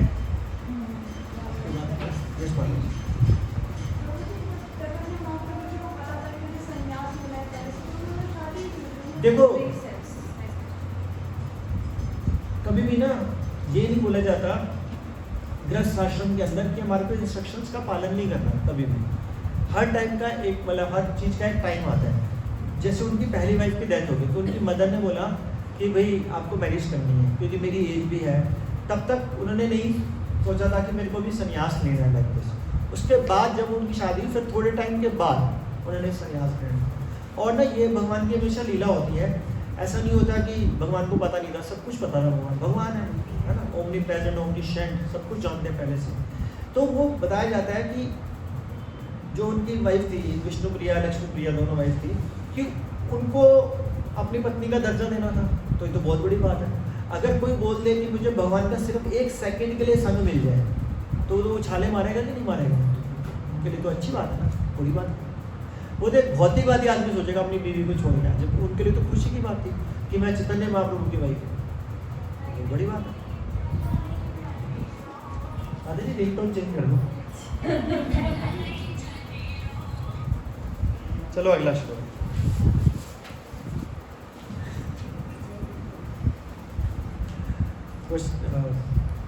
तो हे पुरुष श्रेष्ठ अर्जुन, जो पुरुष सुख तथा दुख में विचलित नहीं होता और इन दोनों में समभाव रहता है, वह निश्चित रूप से मुक्ति के योग्य है। अब ये देखो, इसको थोड़ा प्रभुपाद जी आगे पता है आने वाले श्लोकों में क्या बोलते हैं। मुक्ति बड़ी छोटी सी चीज होती है, मुक्ति कुछ भी नहीं होती। भगवान मुक्ति बड़े आराम से दे सकते हैं, लेकिन भक्ति नहीं देते। भक्ति नहीं देते। भगवान की भक्ति बड़ी, तो इसमें सिर्फ सुख दुख है ना, इसलिए भक्ति नहीं बोला, क्योंकि सुख दुख तो बड़ी छोटी सी चीज है। सुख दुख तो सन्यासी कर ही लेते हैं, जो ऋषिकेश में है, हरिद्वार में है, सब कुछ छोड़ के बैठे हुए हैं सुख दुख। लेकिन भक्ति नहीं मिल रही, वो तपस्या कर रही जा रहे हैं बस। भक्ति हो सकता है यहाँ पे ज़्यादा अच्छी मिल जाए, भक्तों के साथ पंखे के नीचे बैठ के। आने वाले टाइम में एसी भी लग जाएगा शायद, एसी में क्लास चल रही होगी, फिर बढ़िया सा प्रसाद मिल रहा है, भगवान इससे ज़्यादा प्रसन्न हो रहे हैं। क्योंकि यही प्रैक्टिस करते करते हम सुख दुख को भी सहन करना सीख जाएंगे, सब कुछ हो जाएगा। यस, भक्ति और तपस्या में बहुत बड़ा डिफरेंस होता है। कहानी सुना देते हैं। आप एक काम करो, एक पानी की बोतल है, ये घड़े का घड़े में डाल देते हैं। तो एक बार क्या हुआ, कुछ पूछना चाह रहे हो? अच्छा, एक बार क्या हुआ, अमरीश महाराज जी ने वो रखा हुआ था फास्ट, इसका एकादशी, ठीक है। तो निर्जला रखा हुआ था, तो अगले दिन पानी पीने लगे, तभी दुर्वासा मुनि आ गए। तो अब मुनि आ गए तो उन्होंने पानी नहीं पिया। उन्होंने कहा भाई हम प्रसाद लेंगे आपके यहाँ। उन्होंने कहा ठीक है। वो कह रहे ठीक, गंगा स्नान करके आ रहे हैं। तो गंगा स्नान करके आते हैं, वो कहते हैं बिना ऋषि मुनियों को खिलाए हुए मैं पानी भी नहीं पी सकता। लेकिन एकादशी का फास्ट टूटता जा रहा था, क्योंकि एकादशी पे टाइम पे पालन करना होता है। तो उन्होंने क्या बोला, फिर उन्होंने अपने गुरुजनों से सलाह ली कि भाई क्या करें। उन्होंने बोला आप पानी के एक बूंद ले लो, कोई फर्क नहीं पड़ता, उससे फास्ट टूटा भी माना जाता नहीं। जैसे उन्होंने लिया, दुर्वासा मुनि को पता चल गया कि भाई इन्होंने पानी की बूंद ली है, मेरा तो डिसरिस्पेक्ट होगी ये तो, कि मेरे को बिना पूछे इन्होंने पानी कैसे पी लिया। तो वो आए, क्रोध में आए। उन्होंने क्या किया, अपने तप के बल से, तपस्या के बल से एक ऐसी कृत्या को क्रिएट कर दिया, मतलब एक ऐसी चीज़ को क्रिएट कर दिया जो उनका वध कर देगी, शक्ति को क्रिएट कर दिया, जो भी एक ऐसी एनर्जी को क्रिएट कर दिया जो किसका वध कर देगी, अमरीश महाराज को। ठीक है, अमरीश महाराज भगवान के परम भक्त। वो बोलते हैं कि टांगों का उपयोग कहाँ होना चाहिए, मंदिर जाने के लिए। आंखों का उपयोग कहाँ होना चाहिए, सिर्फ दर्शन करने के लिए। हाथों का उपयोग होना चाहिए ताली मारने के लिए। जैसे वो एक भजन भी है ना, नंद भवन में उड़ रही धूल, धूल मोहे प्यारी लगे, उड़ उड़ धूल मेरे माथे पे आई, है ना, तो प्रणाम करने में कहा। तो वो अमरीश महाराज तो यही करते थे। तो इतने वो तो हर चीज, हर इंद्रियों का प्रयोग भगवान की सेवा में करते थे, मुँह आँख कान नाक सब कुछ। अब दुर्वासा मुनि से पहले उन्होंने एक बूंद बोली, तो क्या कर लिया, वो भी अपने गुरुजनों से पूछ के कर ली। उन्होंने कृत्या क्रिएट कर दी, मैं इसको मार दो जान से। अब जैसे मतलब सामने लोग कितनी दूर खड़े होंगे, अमरीश महाराज ये खड़े होंगे, वो ये खड़े होंगे, कृत्या क्रिएट की मारने गई। इससे पहले भगवान आ गए। कौन? भगवान का सुदर्शन चक्र। और किसको मारा? कृत्या को मार दिया सेकंड्स में, सेकंड भी नहीं लगा होता, मार दिया। और वो वहाँ कृत्या होगी वहाँ। अब दुर्वासा मुनि को माने सुदर्शन को। कौन? जो सबसे बड़े तपस्वी हैं, और वो एक भक्त है, यानी कि वो राजा है। उन्होंने सब कुछ छोड़ रखा है, सब कुछ छोड़ रखा है उन्होंने, इतने बड़े तपस्वी और वो राजा। उसको बचाने के लिए भगवान ने सुदर्शन चक्र छोड़ दिया। वो भाग रहे हैं इधर उधर इधर इधर उधर, भागते रहे। और वो इतने बड़े तपस्वी थे, किसी भी लोक में जा सकते थे। वो ब्रह्मा जी के पास चले गए, बचाओ मुझे। कह रहे भाई मैं नहीं जा सकता, ये तो भगवान का चक्र है, मैं तो भगवान के करूँ। तो शिव जी के पास गया, शिव जी मैं कैसे कर सकता हूँ, कुछ नहीं कर। सबके बाद तोड़ लिया। आखिरी में उन्होंने बोला भाई भगवान का चक्र, भगवान के पास, भगवान के पास कौन? लोग सोचो कितनी पावर दी, भगवान से मिल सकते हैं डायरेक्ट। भगवान ने कहा भी मैं भी कुछ नहीं कर सकता। कह रहे कैसे नहीं कर सकते, मतलब शौक हो गए। आपका तो ये है, आप नहीं रोक सकते। कह रहे क्योंकि ना आपने भक्त के प्रति अपराध किया। अब आप कह रहे सोल्यूशन, कह रहे अगर भक्त के चरणों में गिर के माफी मांगोगे और वो माफ कर देंगे आपको, तो ये सुदर्शन चक्र माफ करेगा, टूटेगा। तो फिर वो भागते हैं, अमरीश महाराज वहीं खड़े हैं, इतने साल हो गया, मतलब मोटा काफी टाइम हो गया, चरणों में गिरते हैं। अमरीश महाराज कह रहे अरे आप मेरी चरणों में गिरो, पाप भी मारो यार, मैं नरकों में जाऊंगा, आप इतने बड़े तपस्वी हो। कह रहे कुछ नहीं भैया, तेरे सामने कुछ भी नहीं। तेरे लिए भगवान खड़े हैं। राखे कृष्णा मारे को, मारे कृष्णा राखे। अगर भगवान मारने पे आए कोई बचा नहीं सकता दुर्वासा में, और भगवान बचाने पे आए अमरीश महाराज तो कोई मार नहीं सकता। लेकिन प्रॉब्लम ये है हमारा भगवान पे विश्वास ही नहीं, किसी का ओनली हम बड़ी जल्दी जल्दी डगमगा जाते हैं, बड़ी जल्दी। तो परिस्थितियाँ ऐसी हो जाती हैं। नहीं तो मैंने एक्चुअली ना बात बिल्कुल सही कह रहे हो माधुरी जी। परिस्थितियों को बनाने वाले ना ज़्यादातर हम लोग ही होते हैं। कैसे होते हैं, मैं जैसे कि एग्जांपल लेता हूँ, आप पे ले सकता हूँ एक एग्जांपल, बुरा तो नहीं माना। जैसे यंग लड़का है, या वो कौन सी क्लास में, हाँ मतलब फर्स्ट ईयर कॉलेज गोइंग है, अभी ऑनलाइन क्लास कर रहे हैं। अच्छा मतलब कॉलेज में आएंगे ना, तो this is the best age जहाँ पे बिगड़ने के पूरे चांसेस हैं। और आप क्या कर रहे हो, हाँ तो ये भी बेस्ट एज ही है बिगड़ने वाली है। अब सपोज किसी लड़के ने या किसी लड़की ने आपको धोखा दे दिया, तो धोखा कब दिया होगा, जब इनकी इंटरेक्शन हुई होगी। इंटरेक्शन हुई तभी तो धोखा मिला, इंटरेक्शन होती ना तो परिस्थिति ऐसी आती ना, तो हम परिस्थिति में खुद फंसते हैं। लेकिन अगर ऐसा हुआ और ये फिर भी भक्ति में जुड़े थे, इन्होंने आज की क्लास अटेंड करी थी, तो इन्होंने बोला सुख दुख कुछ नहीं होता, तो इन्होंने ये नहीं बोला कोई बात नहीं नेक्स्ट बॉयफ्रेंड नेक्स्ट गर्लफ्रेंड। ऐसा नहीं सोचना। द थिंग इज दिस, क्या सोचना है कि हमारे को भगवान पे अटूट श्रद्धा होनी चाहिए। लेकिन नेचुरली माता जी आपको क्वेश्चन बिल्कुल सही है, मैं थोड़ा मजाक मूड में लेना था, बट हालांकि ये भी कंडीशन होती है, आपको पता है। सुसाइड कर लेते हैं ऐसे, हम तो कॉलेज में जाते हैं प्रीचिंग करते हैं, सुसाइड बड़ी कॉमन प्रॉब्लम बता रहा हूँ ये, मतलब this is the worst problem है देखा जाए तो, कि इतनी नहीं है ये। तो जो बच्चे भगवान से कनेक्टेड है ना, वो इन चीज़ों में ज़्यादा फंसते ही नहीं है। हाँ वो ज़्यादा फंसते नहीं है इन चीज़ों में। मैं ये नहीं कहता फ्रेंड्स बनाना गलत है, लेकिन excess of everything is bad ना। सर मुझे एक बार बुरी संगत मिल गई थी, तो I was very much inclined towards Krishna, but then the girl told me that God does not even exist. Similarly मतलब अगर प्रोफेसर आता है मुझसे बोलता है गॉड तो होते ही नहीं है। कोई बात नहीं, इसका मैं आंसर दे देता हूँ। मैं पूरी बात कंप्लीट करूँ तो पहले तो मैं जब बच्ची लड़की मुझे बोला भगवान नहीं होता है, आरती कुछ नहीं होता, सब साइंस होती है, साइंस में भगवान नहीं होता है। एक बार नेक्स्ट टाइम तो किसी फिलोसफी की टीचर ने बोला भगवान तो होते ही नहीं। मैंने पढ़ती जब गया ऐसा देखो तो हर जगह आने को तो कहीं नहीं, तो फिर हाँ लड़की फिलोसफी का बात करने लग गई। फिर बाद में रियलाइज हुआ कि वो बंदा जो फिलोसफर जो वो टीचर था प्रोफेसर था दीव का, वो एक्चुअली में ब्लाइंड था। मुझे हिट हुआ तो क्या बोल रहा था, क्या क्या क्या उसकी अपनी वैल्यू। तो मैंने ना कल भी वैसे कई क्लास में था, तो उसमें मैंने यही बोला, जो आजकल फिल्म चल रही है केरला स्टोरी, सबको पता ही है। तो मैंने सबसे क्वेश्चन पूछा, आपसे भी पूछता हूँ, हवा में तीर मत मारना, आप एग्जैक्ट बताओ धर्म क्या होता है? धर्म क्या होता है? धर्म क्या होता है? बस धारण करना यही मतलब है, इससे कोई कन्विंस हो जाएगा? एक एक एक धर्म के लक्षण भी होते हैं, बताओ। सत्य, विनम्रता, दया, सेवा भाव। आपको 100% श्योर है कि धर्म का मतलब है? नहीं है ना 100% श्योर?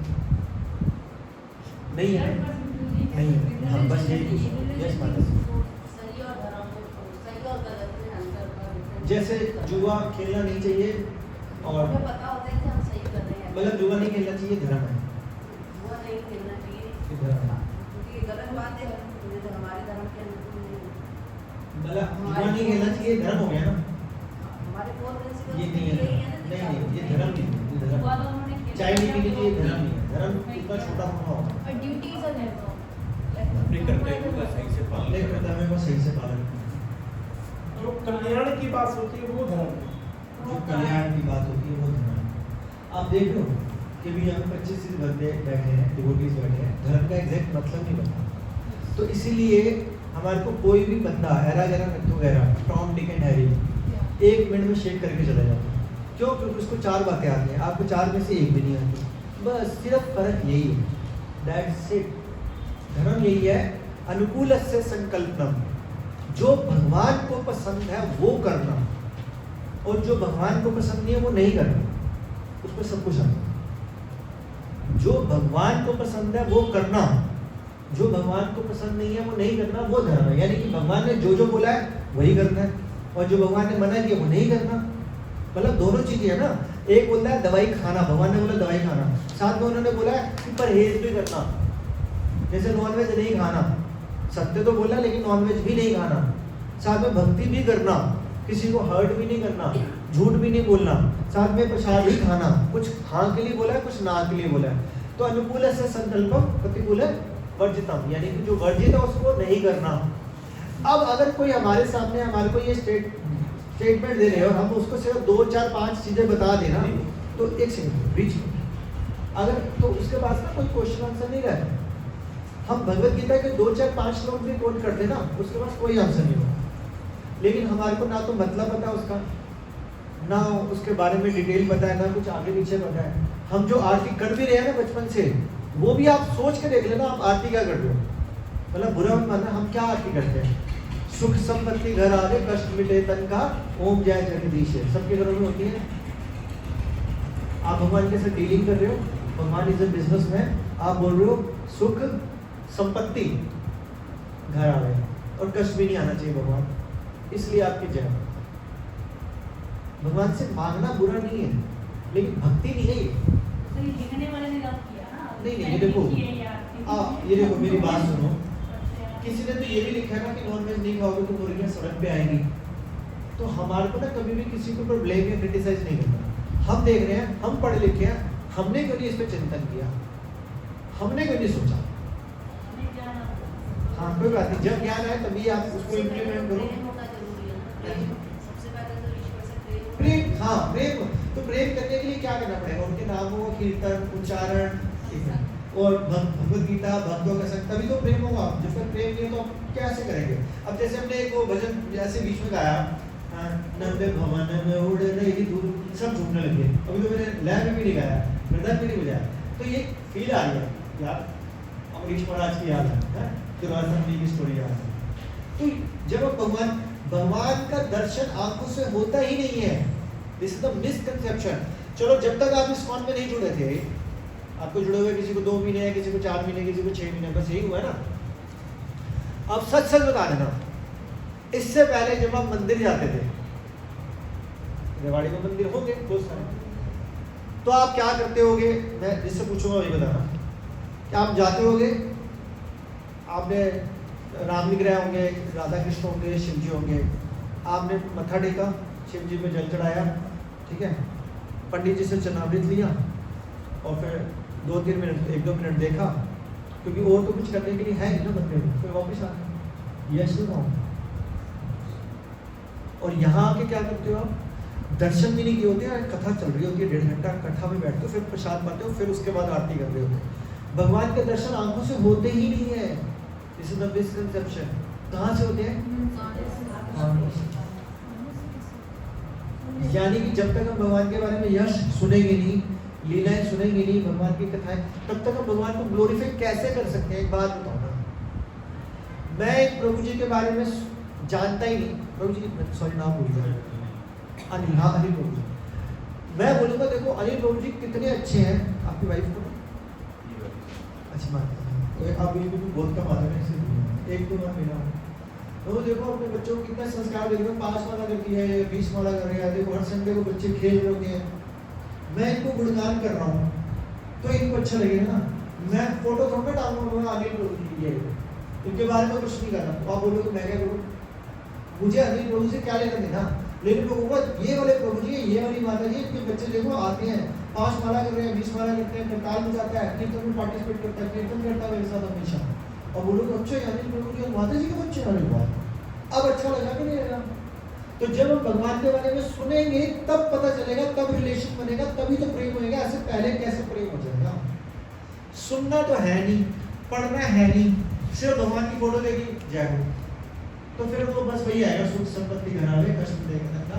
फिर कोई बोलेगा तो भगवान होते भी नहीं है, तो आप भी बोलोगे पता नहीं, रियलाइजेशन तो मुझे भी नहीं होगी, हम तो फोटो ही देखते हैं।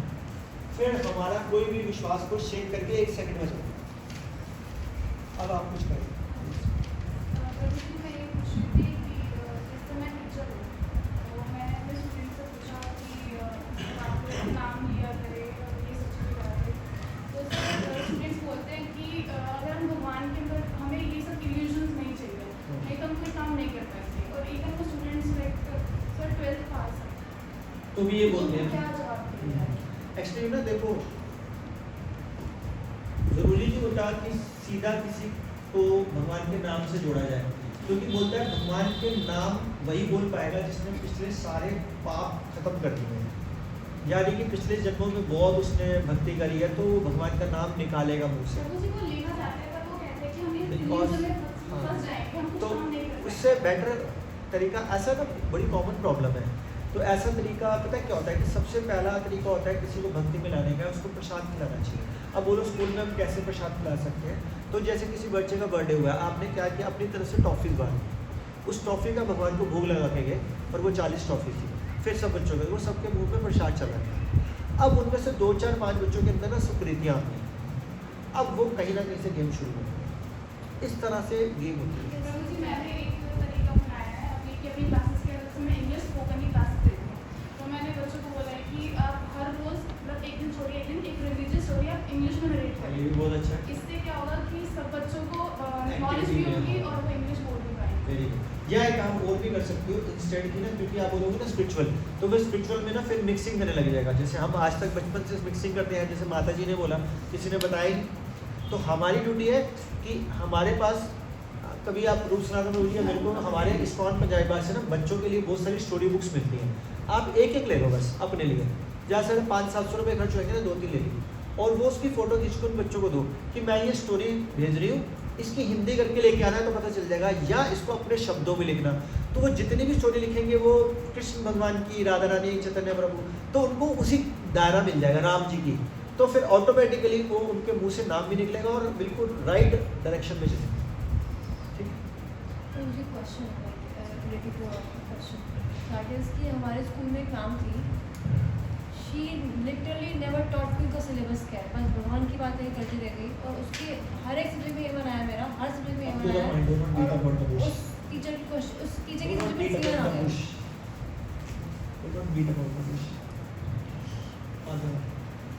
आगे से कौन सा श्लोक?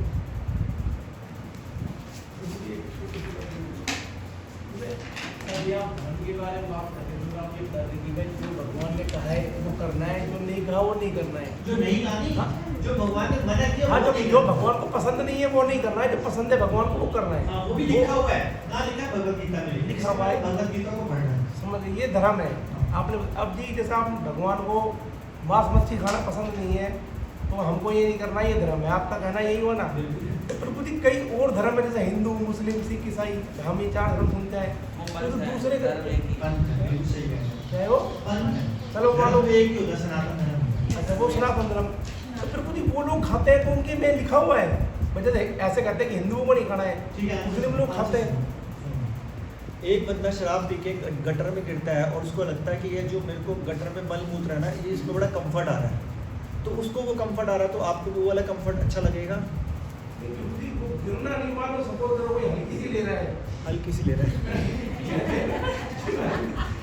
प्रभु जी आप जरा वो लोग नेगेटिव नहीं ले रहा, मैं हंस रहा हूँ, पॉजिटिव ही ले रहा हूँ, हल्की सी दवाई ले रहा हूँ। प्रभु जी मेरा कई मंदिरों में तो मैंने ये देखा जैसे बकरी की बलि लगती है, वो लोग बड़ा कई जगह तो शराब का भी भोग लगना होता है दारू का। हाँ बिल्कुल भैरव के लगता है, तो प्रभु जी वो सब क्या चीजें हैं, देखो उसके बारे में बताओ ना। मैं वही तो बता रहा हूँ कि भगवान ने जो बोला है वो करो, जो मना किया वो ना करो। भगवान ने कहीं नहीं बोला ना, आप भगवत गीता पढ़ के देख लो, कहीं बोला? हाँ, आप खुद बताओ, समझदार हो। कहीं रामायण में जो, अच्छा मैं भगवत गीता भी अभी छोड़ देता हूँ, रामायण तो हमारे दादा परदादा पढ़ रामायण में कहीं लिखा है? कहीं नहीं लिखा। भागवतम में दिखा दो, भगवत गीता में दिखा दो, या हमारे किसी भी ग्रंथ में दिखा दो कि लिखा हुआ है कि नॉनवेज खाना चाहिए। यानी भेड़चाल चल रही है। नेचुरली अभी माता जी ने ये बोला है, हम नहीं, ये हजारों सालों से हम घरों में आरती कर रहे हैं बिना सोचे समझे, भेड़चाल के सुख संपत्ति घर आवे। कभी अपने माँ बाप को बोला है कि मम्मी सुख संपत्ति दो तो आपकी जय हो, वो थप्पड़ पड़ेगा। हमने भी इसको सिखा दिया ओम जय जगदीश। Yes, वही और तो आगे सीखिए 4-3 महीने से यहाँ पे शादी वादी करेंगे, यही तो बोल रहा हूँ कि हमारे बच्चों ने भी यही सीखा। अब हमारे को जब हम सीख जाए तो रेक्टिफिकेशन करना है ना, कि नहीं करना। अब जानबूझ के अभी तक हम वहीं पे सुई अपनी अटका के रखेंगे तो प्रॉब्लम है ना। भगवान कहेंगे अपने भक्तों को भेजा था, उन्होंने समझाया था, फिर भी नहीं आपने समझा तो फिर क्या कर सकते। तो वैसे भी ना क्या होता है, भक्ति इज ए पर्सनल अफेयर। नहीं देखो एक्चुअली में क्या होता है, कई ना प्रारब्ध होते हैं, उनकी गलती नहीं होती, उन्होंने ऐसे कर रखे हैं कर्म कि वो चाहते हुए भी ना कर नहीं पा रहे होते। जैसे भी माता जी ने बताया कि चाहते हुए भी नहीं, फंसे हुए हैं बेचारे। तो हमारे को उनके ऊपर भी दया करनी चाहिए। कैसे दया करनी चाहिए? जैसे मैंने बोला टॉफ़ी दे दो, टॉफ़ी तो खाएंगे ना।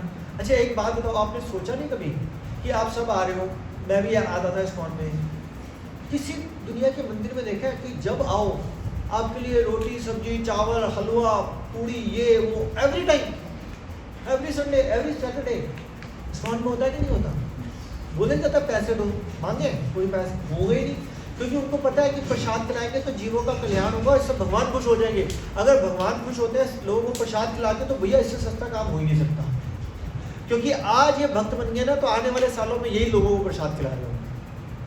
तो क्या होता है, रेस्पेक्ट बिगेन्स रेस्पेक्ट।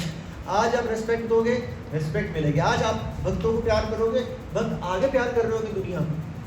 आज भी मैं सुबह क्लास अटेंड कर रहा था तो उसमें बोला था प्रभुपाद जी के गुरु इस होलीनेस भक्ति सिद्धांत सरस्वती महाराज जी कहते हैं कि जब तक हम संसार के सभी जीवों पे पूरी तरह से दया नहीं करेंगे, जीव बोला है मनुष्य नहीं बोला, सभी जीवों पे पूरी तरह से दया नहीं करेंगे तब तक हम भक्ति ढंग से कर नहीं रहे। इसका मतलब जीव में मक्खी भी आ जाएगी, मच्छर भी आ जाएगा, कीड़ी भी आ जाएगी, दुनिया में कोई भी आ जाएगा। जब ये क्वेश्चन क्लास के बाद अब जब ये होगा, अभी क्वेश्चन सब बाद में लेना, अभी आगे पढ़ना, ठीक है। जब ये होगा तभी आपका हृदय विनम्र बनेगा कि नहीं बनेगा? उससे पहले विनम्र बन ही नहीं सकता। और विनम्र नहीं, अगर आपका हृदय कठोर है तो भगवान का नाम कैसे निकलेगा मुझसे? तो ये सरल कैसे होगा? प्रसाद खाते खाते, नाम लेते लेते, भक्तों के साथ बैठते। लेकिन कोई ये नहीं कर पा रहा, उसको प्रसाद खिलाओ।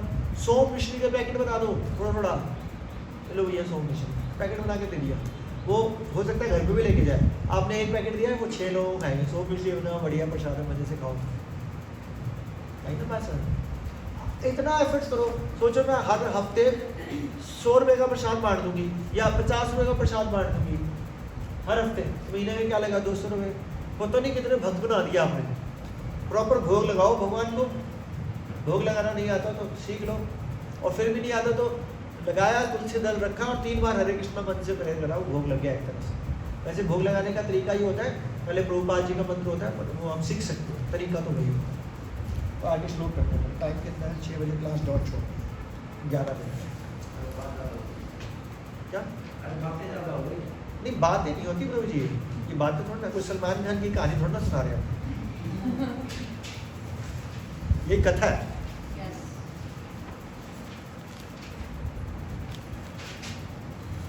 श्लोक नंबर 2.17, जो सारे शरीर में व्याप्त है उसे ही तुम अविनाशी समझो, उसे अव्यय आत्मा को नष्ट करने में कोई भी समर्थ नहीं है। एक बार इंग्लिश लिखा ना प्लीज।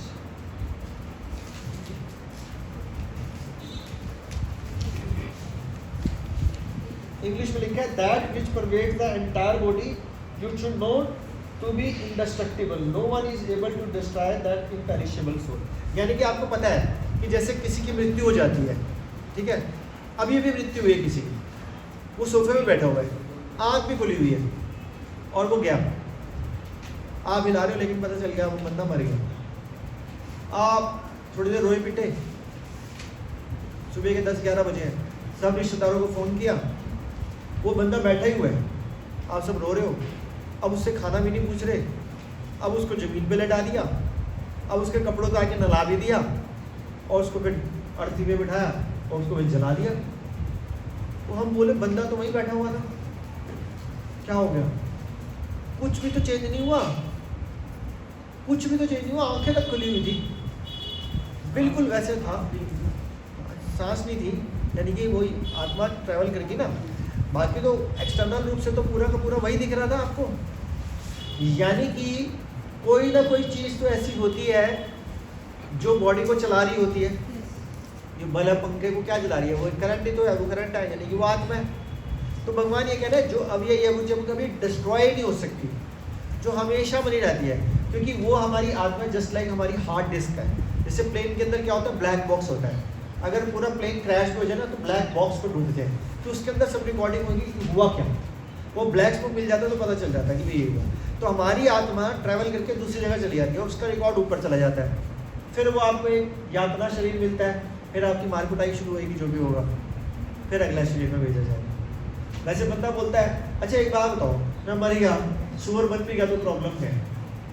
भाई अभी आप इंसानों के शरीर में हो तो सारे इंसान दिख रहे हैं, तो आप बोलो कि जैसे सब इंसान दिख रहे हैं तो वैसे सब सुअर दिखेंगे ना, हमारे को भी तो सुअर दिखते हैं ना, तो उनको हमारे को इंसान दिख रहे हैं। तो सुअर के संप्रदाय में अगर मैं पैदा हो गया, सब सुअर है, तो मेरी शादी सुअरनी से हुई या सुअरनी की शादी सुअर से, बच्चे भी सुअर हुए, तो प्रॉब्लम क्या है? घोड़ों के समाज में पैदा हो गया, कुत्तों के समाज में पैदा हो, उसमें सोच सकते हो ना ये, तो देखा जाए तो कोई प्रॉब्लम नहीं है। प्रॉब्लम यहाँ पे ये है कि उस शरीर मिलने से पहले एक यातना शरीर मिली, वो जो नरकों की सैर कराता है, वहाँ प्रॉब्लम है बहुत बड़ी। अगर वो गड़बड़ी शुरू हुई तो फिर 84 लाख योनियाँ, फिर आपको रियलाइज भी हो जाएगा ना कि यार मैंने बहुत बड़ा गलती कर दी कि मेरे को भगवान का भजन करने के लिए मनुष्य शरीर मिला था, मेरे पास सारी फैसिलिटीज़ भी थी, कोई समझाने भी आया था, वो कहानियाँ भी सुना रहा था कि इसको इम्प्लीमेंट करो, लेकिन फिर भी मैंने नहीं करा। मैंने भगवान का नाम ले सकता था, मैंने नहीं लिया।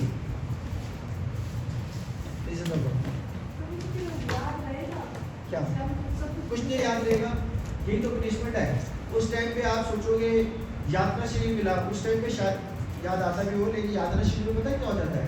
अभी भागवतम में पढ़ोगे तो पता चलेगा कि अगर किसी को वाइन पीने की आदत है, मतलब सिगरेट या शराब, तो ऐसी पनिशमेंट भी है, लोहा को पिघाला जाता है, उबाला जाता है और वो पिलाया जाता है, उबलता हुआ लोहा पिलाया जाता है।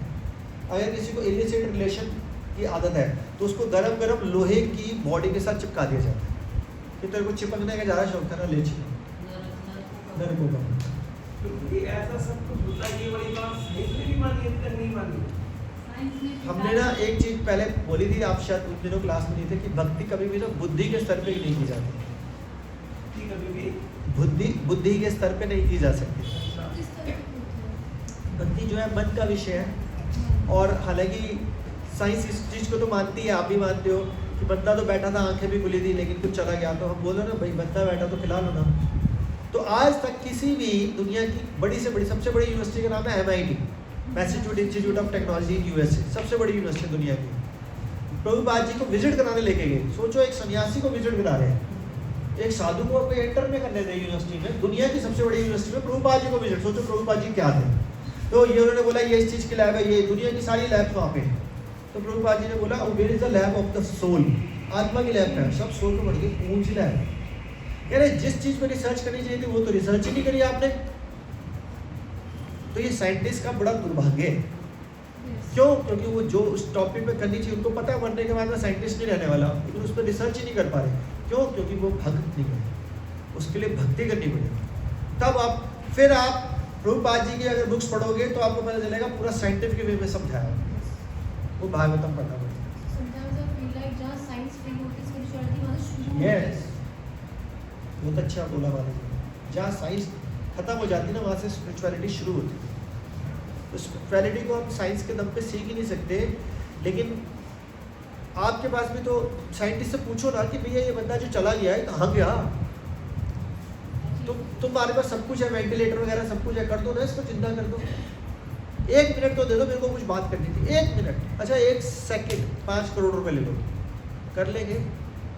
यस सुनो, 1 सेकंड के 5 करोड़ रुपए दे रहे साइंटिस्ट को, बोलो 1 सेकंड के लिए जिंदा कर दो, बस जिंदा हो जाएगा बंदा। तो साइंस कहाँ है? ठीक है ना, तो साइंस छोटी सी बात बताऊं, अभी अपनी 2-3 सबसे पहले क्लास चल रही थी, तो आप उसमें बोल रहे थे कि भाई जीवों की उत्पत्ति कैसे होती है, तो आपने 2-3 तरीके बताए थे। तो अब तो साइंस इस कैटेगरी पहुंच गया कि उन्होंने माँ का गर्भ भी बाहर बना दिया कि बच्चे हम माँ के गर्भ में पैदा नहीं होंगे। स्पर्म डाला, एक इस तरह का उपकरण बना दिया, जैसा बच्चा आपको चाहिए, कैसा उसका कलर चाहिए, क्या साइज चाहिए, कितना वेट चाहिए, ऐसा बच्चा पैदा हो जाएगा आने वाले टाइम में। ठीक है, माइंड बता दो कि उसमें माँ की गर्भ की जरूरत ही नहीं मेरी पड़ेगी। बात सुनो, उसका माइंड भी डाल देंगे साइंटिस्ट। अच्छा सब कुछ कर रहे हैं, सब कुछ कर सकते हैं, तो ना हाँ। कि माइंड भी इतना बढ़िया डाल दो कि सारे बच्चे साइंटिस्ट आईएएस बन जाएं, डाल देंगे। हो सकता है कोई बचपन से डफर निकले, लेकिन वो तो फिर जो माँ की गर्भ से हो रहे हैं वो भी कैसे होते हैं, कुछ आईएएस बनता है, कुछ डिफरेंट बनता है। वो तो फिर इसका मतलब साइंस कोई योगदान नहीं कर पा रही ना। मन सूक्ष्म विषय पे साइंस जीरो है, मैं यही तो बता रहा हूँ। सूक्ष्म विषय पे साइंस जीरो है, वो बॉडी लेवल पे ही काम करती है बस। वो घर ही बना सकती है, रहने वाले लोग नहीं बना सकती। यानी कि शरीर तो खड़ा कर दिया उन्होंने, लेकिन जो असली माइंड, अगर बोला जाता है माइंड डेड हो जाए ना, तो आप चलती फिरती वेजिटेबल, चलने फिरने वाली नहीं, बेड पे पड़ी हुई वेजिटेबल की तरह काउंट हो गए, दैट्स इट। और जो बाहर की कंट्रीज में उनको बोला जाता है मार दिया जाए, या तो माइंड में चला देना वो। आज तक कोई दवाई नहीं बनी, कोई दवाई नहीं बनी कि जो बच्चा महान डफर है उसको बोलो दवाई खा ले तो इंटेलिजेंट हो गया। सुना है कभी? जिससे साइंस की बात करते हैं, हमें रोबोट बना दिया, वो है साइंस। वो जैसा बोलोगे, जैसा चाहोगे वैसा काम करेगा। चलो लेकिन इन्होंने इंसान तो वो भी भगवान बोल की दिया, इन्होंने थोड़ा और क्वालिफाई करेंगे कि मांस के चीथड़े भी ओल लगा दिए मशीन के अलावा, स्पर्म को इकट्ठा किया, लेकिन वो स्पर्म किसने बनाया? उनको अपना ही पता है। अपना हमारे को किसने बनाया? अल्टीमेटली तो हम सब आए कहाँ से? निकले तो वहीं से ही है ना। अब हमारे को पुराना इतिहास चले जाओ तो आपको सबसे पहला आदमी कौन मिला? अब हमारे को इतनी साइंस आनी चाहिए, तो ब्रह्मा जी हुए, ब्रह्मा जी ने मनु क्रिएट किया, मनु से सृष्टि क्रिएट हुई। फिर वो बोलो वहां तो स्पर्म था ही नहीं, अब कहाँ से हो गया स्पर्म? वहाँ साइंस फेल।